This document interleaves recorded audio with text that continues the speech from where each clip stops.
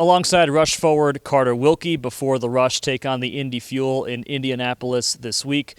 Wilkes, you're kind of like Mr. Saturday Night here. You're only 2 Saturday home games, a hat trick in your first one, and 2 goals back on Saturday to take on Tahoe and take down the Tahoe Night Monsters in that game. You got 5 goals here at home. What's it like just playing here in the start to your season right now? Yeah, it's a great place to obviously play. Fans are always out and are cheering us on, so it's a great experience. Obviously, you want to put on a good show for them, and I just think I'm getting lucky on Saturdays right now. Nothing really else to look into it too much with. What's like the number one thing that makes you lucky? Is it just having great line mates? What is it? Yeah, great line mates and just opportunities sometimes. Sometimes the puck just squirts out and happens to find you, or you get a bounce here and there. So I just think it's put your work down and kind of see what happens, and I've just been getting lucky. You're kind of like a luck favors the prepared type thing. You got to make sure you're in the right spot. Yeah, somewhat. It's hockey. There's it's going at a fast pace, and you just hope you can capitalize. And luckily, I've been able to. So just hopefully keep doing that. How's your first month been so far? It's been a crazy one. It's obviously a busy schedule, so getting used to that. Compared to college, obviously it's a lot different, a lot more games. Keeping the body healthy is a big thing. So it's just kind of put your head down and get prepared for each game, and looking forward to the Indy this weekend. Have you gone from playing 2 games at college to now 3 in pro, pretty much 3 and 3, 3 and 4 the rest of the way out?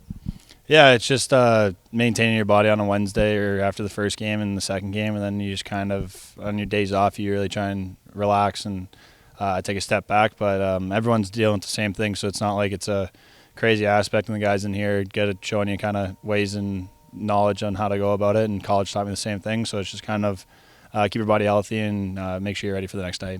Yeah, how have you learned and who have you learned from just going from college to pro, as you said, with your first month or so, with, again, your first full year with the team? Yeah, I learned a little bit last year at the end with the Wranglers. Obviously, they showed us pretty well. And then down here, just been a bunch of guys doing, I can't really specify, but there's like at least everyone in there is doing something after a game or refueling. And then obviously, big kudos to Justin in there. He's working his bag off, keeping us healthy and making sure we're able to play the next game. So you played college at RIT, then went to North Dakota. You did not face Dave at RPI when you were in RIT, right? No, I didn't overlap with him at RPI at all. Okay. So being in upstate New York, coming from Calgary, what were those first few years like with a good team but a mid-major at RIT?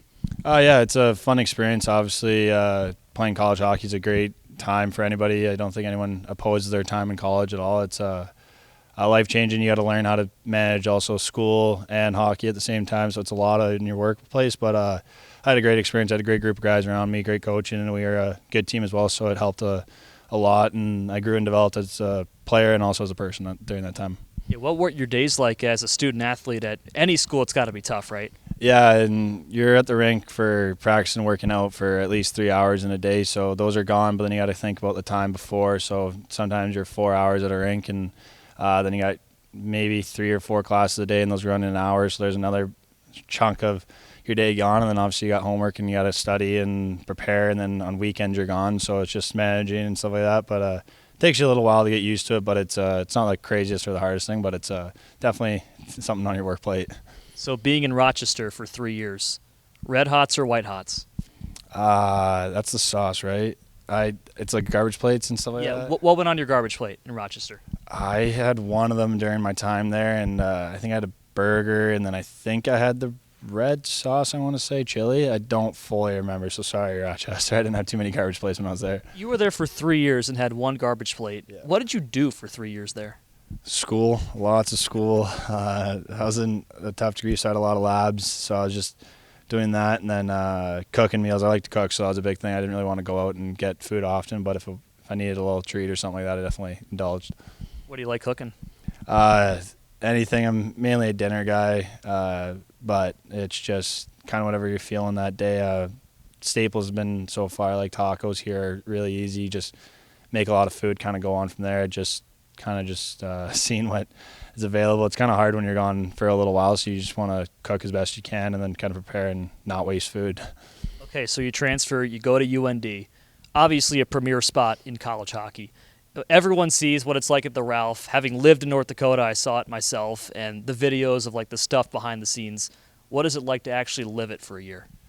It's crazy. That place is truly special. The community around them, around the team, and around the school, it just supports so much, and you have basically anything you want have for knowledge, and that's what's really helped me coming to pro. They really set me up to learn how to be a professional athlete and manage your body, how you diet, all the X's and O's behind the scenes that people don't see, just to get you prepared for hockey. And then it was just a phenomenal space. Like you could honestly live at that rink and not have an issue of leaving. Like you got massage chairs, zero gravity. You could do whatever you wanted in there, and got prepared. But the community there is the biggest thing that's like stuck with me. Is just they all love hockey. They really do care about you as a person, and if you take the time to know them as well, it's really supporting. And I'm happy I was there for a year, and I'm included with that community now as a alumni, and I still follow them and support them as best I can. But yeah, they're a great spot, and I wouldn't change that year again. It was really fun. Was there like an altitude chamber in there too, or something like that? Yeah, we had a high altitude chamber. Our strength guys over there can explain it a lot better, but you go in there and we use it for recovery and workouts, and times it was not fun for sure, but it's they have everything to get you to the next level and prepare you for it, so I just can't think of enough, but it was definitely another workforce there. Does that help when you play like CC or go down to a school at high altitude and help play them? Yeah, coming from Calgary, I'm kind of used to altitude. Obviously down there in Denver, it's still a lot higher than everywhere, but they got us prepared. I don't know how they knew all the science behind it where they cranked up the altitude, so we were prepared for it as best you can, but it's yeah, they just set you up as best you can. It helps, but I don't know the whole science behind it, if I'm being honest. I don't either. You've taken a lot of face-offs this season here pro. You were over 50% every year in college. What made you so successful in the face-off circle, and how has that continued now to pro? Just learning from people, learning tricks, and then practicing. It's the biggest thing. You gotta be prepared for anything that comes across. So just doing reps against other guys, seeing what their tendencies are, picking each other's brains, kind of like any other sport. Like baseball players will do it. Everyone, you just kind of pick up trades from people, and then just a little pre-scout too, see what the other centermen like to do or their tendencies, and then know your linesmen if their timing and stuff like that. So it's 50-50 puck, and obviously you want to start with it afterwards. So I just take a lot of pride in being prepared and kind of knowing what I have to do for it. Yeah, how much detail goes into a seemingly small part of the game, a half a second and the puck's gone? How much detail goes into that? It's more than probably people would assume. You just kind of study some film, talk with your line mates, and then, like you said, it's hours of practice. And probably give my dad a little shout out on that when he was preached on me as a growing up to be good at center. If you want to play that position, it's obviously a lot of you're around the puck a lot, but you also have to win those battles, and it is just you against another person. So he preached on me to make sure you know how to take them and be good at them if you're doing it. I'll let you talk about your line for a second. All three guys on that line, you, Ryan Wagner, Blake Bennett, have 10 or more points, which is a crazy stat through 10 games this year. What makes you guys so good?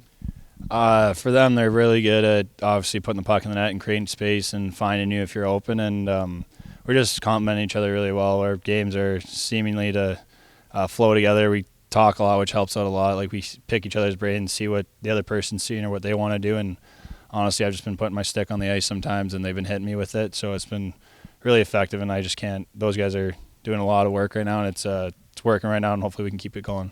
Do you feel like you can score every time you're out there when you're with Wagner and Bennett? Yeah, that's our goal as a line. We want to produce for the team, and it's kind of our role for the guys as well. We have to do that stuff, so it's definitely pressure, and we want that as well, but it's fun out there. You're always thinking offense, and it's obviously more fun to score goals, so it's good.